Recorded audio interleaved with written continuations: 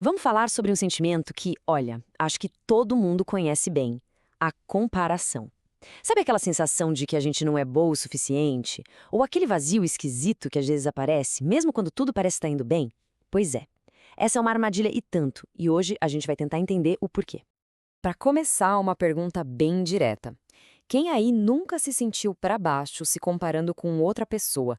Aquele aperto no peito que dá quando a gente olha para o lado e parece que a vida do outro tá decolando e a nossa, nem tanto.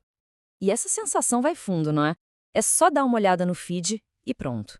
Parece que todo mundo tá vivendo um roteiro perfeito de felicidade, de sucesso, tudo nos eixos. Isso acaba alimentando uma ansiedade que é muito, muito a cara dos nossos tempos.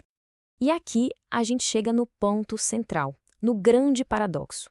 Por fora, a imagem tá lá, sucesso, tudo certo, talvez até impressionante. Mas por dentro, um vazio. Ué, como assim? A psicanálise tem uma pista bem interessante sobre isso. Olha que curioso. Para entender essa armadilha super moderna, a gente precisa voltar lá no comecinho de tudo, na nossa infância.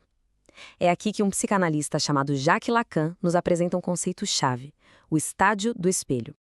Tá, mas o que é esse tal de estágio do espelho? Imagina só aquela cena. Um bebê se olha no espelho e pela primeira vez a ficha cai. Opa, aquele ali sou eu. É o momento exato em que o nosso eu nasce, a partir de uma imagem que vem de fora.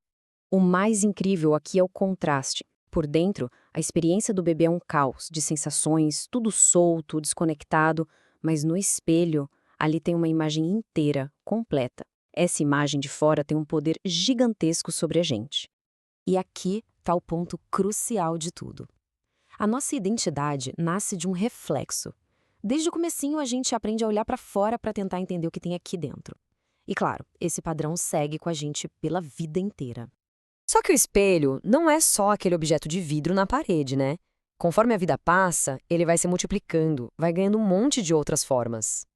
Olha só essa evolução. Começa com o espelho de verdade, o literal. Depois vira o olhar dos nossos pais, dos cuidadores, aquele olhar que diz: "Ei, você existe". Aí vem os rótulos da família, né? Ah, esse é o inteligente, aquele é o difícil. E hoje?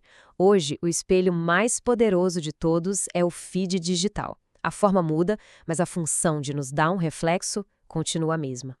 Essa frase resume a ideia de um jeito perfeito. Primeiro, a gente é visto pelos outros. Só depois é que a gente se vê. A gente é definido pelo olhar do outro antes mesmo de se definir. É forte, né? E hoje em dia, nossa, esses espelhos não dão trégua. São os perfis que a gente segue, as metas de sucesso que pressionam, as imagens de uma felicidade que parece inalcançável, os corpos idealizados, os estilos de vida que são todos editados. É um bombardeio o tempo todo. E é claro que esse bombardeio de reflexos tem um custo. Quando a gente se identifica demais com essas imagens, a gente cai numa armadilha que causa um sofrimento bem real, bem profundo. Essa armadilha costuma aparecer de duas formas. A primeira é a dor da comparação, aquela angústia de ficar se medindo pela régua dos outros e sentir que nunca é o suficiente. A segunda é o vazio da performance. É quando a gente vira um personagem, sabe, desconectado de quem a gente é de verdade. Acho que essa frase diz tudo. Uma vida performada, não vivida. É o grande perigo de valorizar mais a imagem do que a experiência. O resultado é uma vida que parece mais uma atuação do que algo autêntico. Bom, então qual é a saída? A solução não é quebrar o espelho, sair rejeitando tudo. A ideia é encontrar um equilíbrio, um jeito mais saudável de lidar com isso. O segredo da maturidade psicológica talvez seja esse: aprender a usar o que vem de fora, o feedback, sem deixar que isso defina a gente por completo. É saber interagir com o reflexo, mas sem virar prisioneiro dele. Essa é a mudança de perspectiva que a gente precisa buscar. A imagem, esse lado de fora, nos dá organização. É útil, mas é a experiência interna, o que a gente sente de verdade, que nos dá a nossa verdade. A gente precisa dos dois, em equilíbrio. Para começar esse trabalho de reconexão, que tal um exercício? Tentar se fazer algumas perguntas. Tipo, o que me interessa de verdade, genuinamente? Em que momentos eu sou espontâneo, sem filtro? O que eu faço que não é para ninguém ver, que não é uma performance? E se esses sentimentos de crise, de comparação, de vazio soam muito familiares, é importante lembrar de uma coisa: isso não é um sinal de fracasso. Muito pelo contrário. Na verdade, é um sinal de crescimento.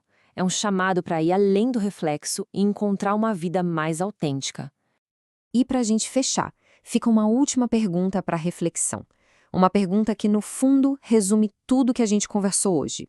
Quem somos nós quando ninguém está observando?